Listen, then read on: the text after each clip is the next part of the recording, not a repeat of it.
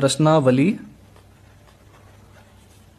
1.1 जो पहला सवाल है 140। ठीक है, 140 को अभाज्य गुणनखंड करना है।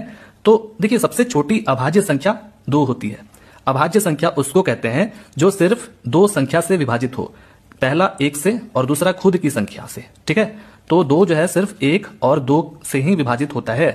ठीक है, फिर 3 भी एक अभाज्य संख्या इसलिए है क्योंकि 1 से और खुद की संख्या यानी कि 3 से ये विभाजित होता है। 4 अभाज्य संख्या नहीं होगा इसलिए क्योंकि वो 1 से भी विभाजित होता है, 2 से भी होगा ना जी, 2 से विभाजित 3 से तो नहीं होगा, लेकिन 4 से हो जाएगा। तो 3 संख्या से विभाजित हो रहा है 4, इसलिए वो नहीं होगा।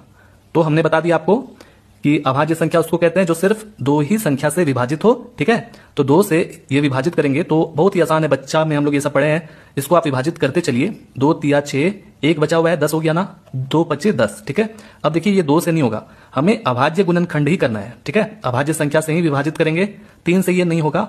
ठीक है, क्योंकि 3 के पहाड़ा में 35 नहीं आता है, 5 के पहाड़ा में ये हो जाएगा 7 बार में। ठीक है, और 7 एक अभाज्य संख्या है तो 7 ही इसको सिर्फ विभाजित करेगा। आप 2 से विभाजित करेंगे तो 7 हो जाएगा, नहीं ना, 3 से 4 से 5 से करेंगे, 6 से करेंगे तो भी विभाजित नहीं होगा। तो 7 से ही ये विभाजित होगा, इसीलिए इसको अभाज्य संख्या कहते हैं। तो हम 140 के बराबर क्या लिखेंगे, 2 गुना 2 गुना 5 गुना 7 गुना 1। ठीक है, 2 गुना 2 गुना 5 गुना 7। अब गुना 1 लिखना जरूरी नहीं है, तो 140 को हम क्या करेंगे, ऐसे भी लिख सकते हैं, लेकिन ये पूरे तरीके से सही नहीं है क्योंकि यहां पर 2 जो है वो 2 बार लिखा गया है। ठीक है, तो आपको अभाज्य गुणनखंड करना है तो 2 की घात 2 करना पड़ेगा, गुना 5 गुना 7। नहीं समझे, इन दोनों में बस अंतर यह है कि यहां पर जितना भी गुणनखंड है ये क्या है, अभाज्य संख्या है, ये भी अभाज्य संख्या है। ठीक है, तो आपको क्या करना है, 2 की घात 2 इस तरह से लिखना है, यानी कि जो जो बार बार रिपीट होगा उसको उतना घात में हम लिख देंगे, आराम से